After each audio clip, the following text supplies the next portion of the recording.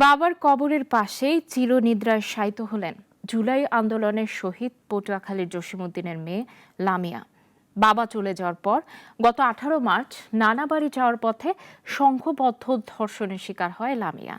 মানসিক যন্ত্রণার অবসান ঘটাতে তাই আত্মহননের পথ বেছেছেন তিনি।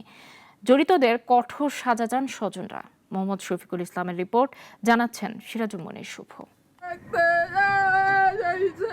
জুলাই আন্দোলনে বুকের রক্ত দেওয়া এক শহীদের কলেজ ছাত্রী মেয়ে ধর্ষণের শিকারের পর আত্মহত্যার পথ বেছে নিয়েছেন।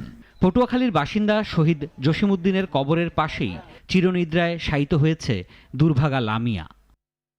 কলেজের পরীক্ষা দেওয়ার জন্য রোববার মায়ের সঙ্গে গ্রামের বাড়িতে যাওয়ার কথা ছিল লামিয়ার।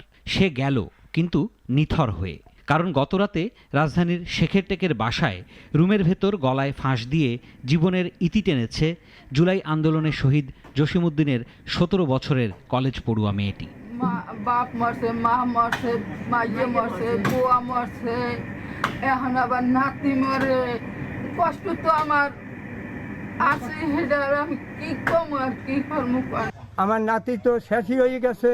এই যদি অগৌ ছিল আমার নাতি হত্যা করে গেছে, আমি আগে ফাঁসি চাই।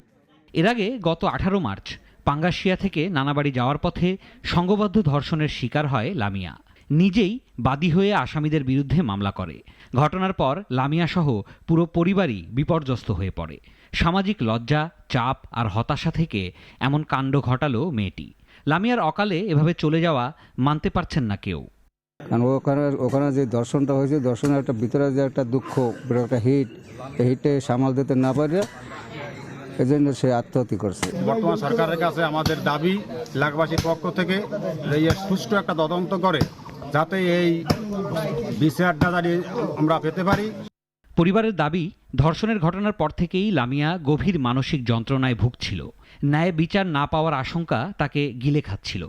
এ ঘটনার সুষ্ঠু তদন্ত ও বিচার দাবি করেছেন স্বজন ও স্থানীয়রা। সিরাজুল মনির শুভ, নাগরিক।